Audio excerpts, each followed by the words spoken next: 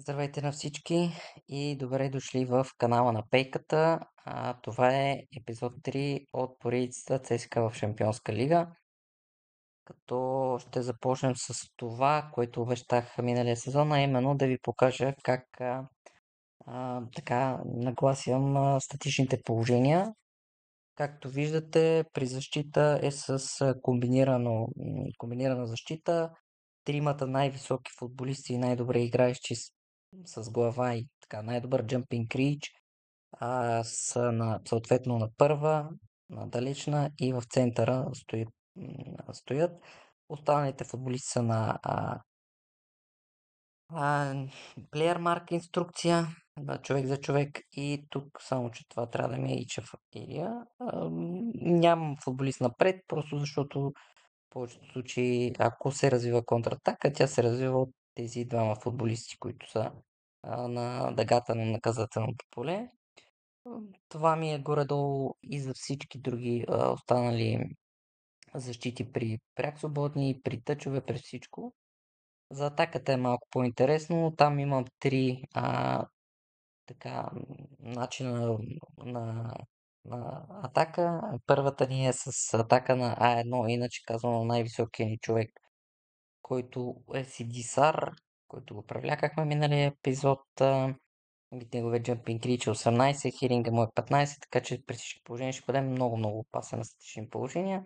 В случая той като е резерва, Фернандо Каранга заема неговото място, ако и Фернандо Каранга е резерва, вече Меноко, Хамос, Шука и всички останали. Като това е с инсвингър, както виждате. Инсвингър или иначе казвам вътрешно завъртяна топка. Това ни е едната рутина. Другата ни е абсолютно същата, като тук промените са две. Първо, че е outswinger тайпа или иначе казвам външно завъртяна топка по футболен език.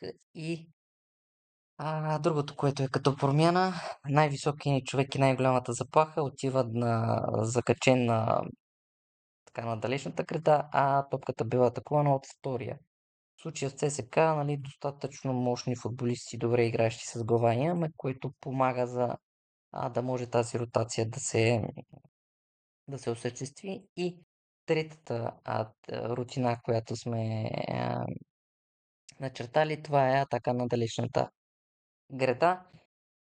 Като тук и с инсвингър съм пробвал, и с аутсвингър, в общи линии въпрос на желание, който е по-добрият изпълнител. Аз смятам, че нали, тук в случай ни дава от ляво, да, мисля, че Станислав Шопов е човека. А, Като отново така опасния, ако можем да го наречем, така по този начин атакува топката на далечната града. Само че хубаво е да има рутина, за да може да бъдем и по-непредсказуеми. Днес ще изиграем още една контрола. Мисля, че това трябва да ни е последната контрола за подготовката. Не, всъщност имаме, да, още една и след което на 15-7 ни е реално първия матч с Лудогорец вкъщи, който може би ще бъде следващия сезон. Сега ни питат за бонусите. Въобще аз винаги ги държа високи, защото вярвам в резултатите, които можем да постигнем.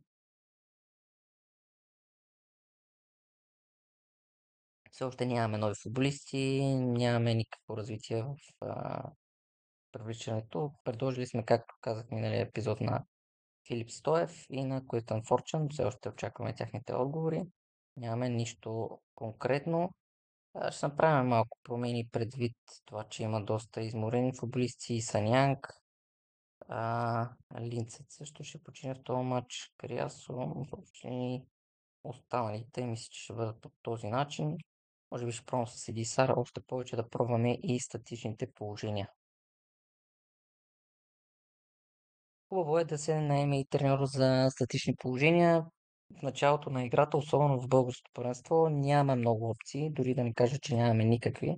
Така че, може би за това забавям това привличане. Противника играе в формация 4-3-3.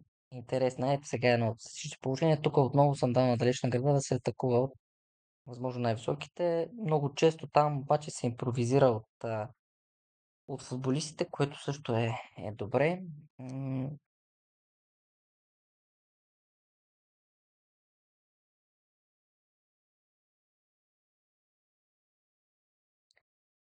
Мача започна добре. Хубаво е да видим и с така малко повече атаки към нашата врата, как се справяме, къде са пробойните, но както казах, това най-силно ще си проличи в първите ни мачове. Тази формация реално къде са слабостите и дали можем да ги подобрим. Ето ти Бовион, Кариасо. В такъв тип атаки, това, което аз обичам да правя, с съдържане на контрол и с селектиране на футболистите, селектирам реално тези, които ме интересуват, как се придвижват по терена.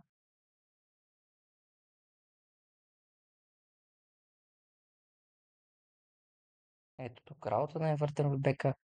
М, Той вече е избягал от човека си, случая 11 номер.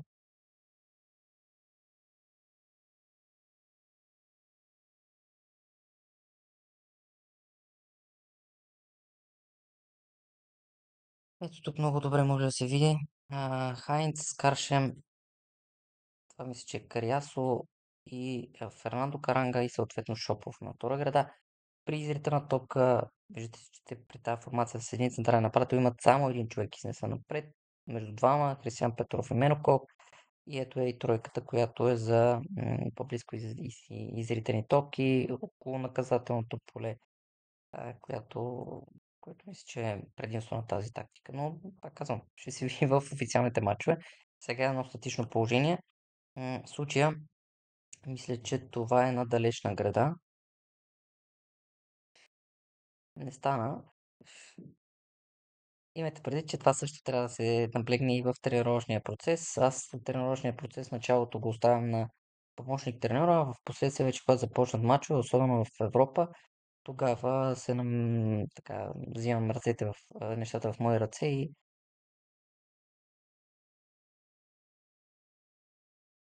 гол тук за Карагоджу. Като тук мисля, че чисто в защита стояхме добре. Сар е единствено човека, който беше извън позиция, покрита от Вион.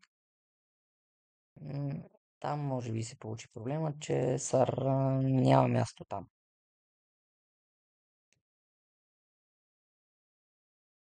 Но случват се и такива грешки, като XG. Ето сега да видим.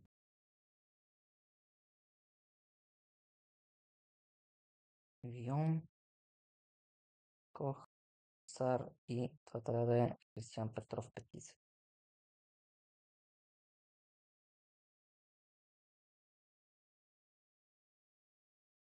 Те играят с инвертед бек, двойката, тяхния бек също влиза навътре, което виждате как вкарва Станислав Шопов, тъй като той има плеер марк, мен маркинг, да прави нещата малко по-интересни.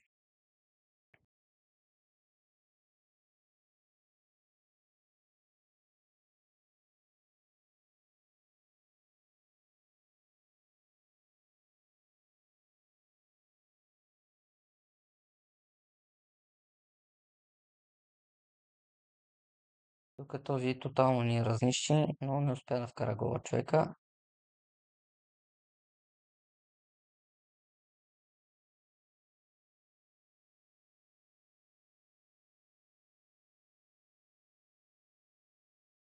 Но не съм доволен да сега нещата не се получават по възможно най-добрия начин. Ще си изстрел само един в рамките на вратата. Не е най-доброто нещо. Ще поиграем малко повече, за да натрупат по-добър фитнес футболистите, които а, най-вероятно ще започнат и сезона.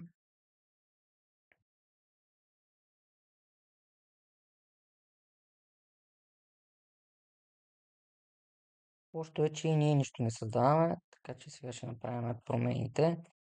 Тимов, Амос Юга, Херман, Торицов, Съмнение, Линцент ще почине, тъй като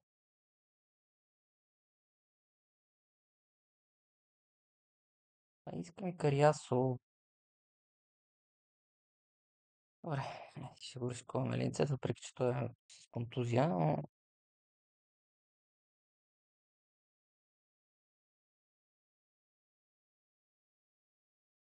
м, той, че без да искам съм пуснал централен нападател, което е моя грешка. Дори изтървахме какво стана.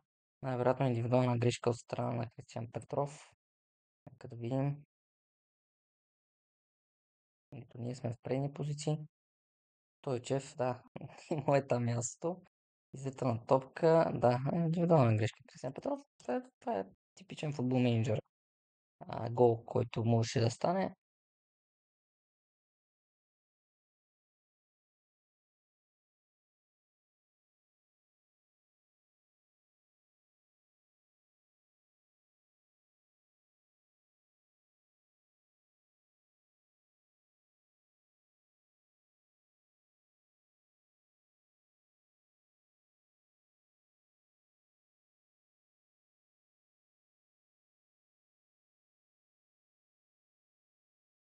И трябва далече.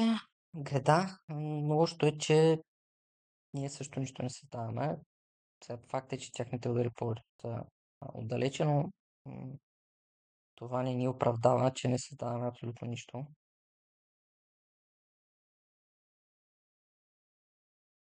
Е, сега е на контратака. Нека да видим как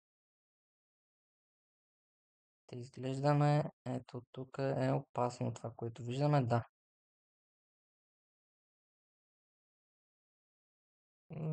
Особено с високо изнесена защита ще бъде доста опасно на контри. Тук виждаме, че дори Скаршем и нито Скаршем беше на мястото си. И така, но случва се това нещо. Корнер, нека да видим все пак нашите заучени положения. Мусюка, но над вратата.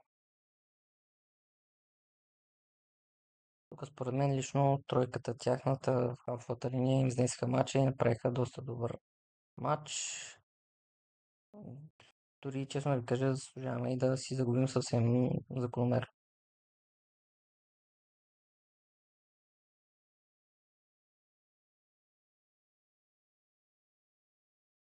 Тук мисля, че е Дълспа.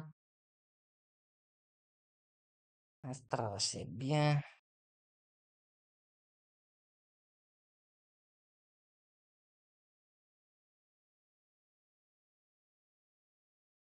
2 на 2, поне не загубихме, така че може да кажем, че сме отличници в контролите. Всъщност не се знае, да има още малко. Футбол менеджер е доста интересна игра понякога, така че като нищо можем и в 95-та минута да получим гол. Това е всичко за епизод 3, така че там е първия марш отгоре за епизод 4. До тогава очакваме евентуално подписването на футболиста, които казахме, и на помощник треньора, така че очаквам ви в следващия епизод.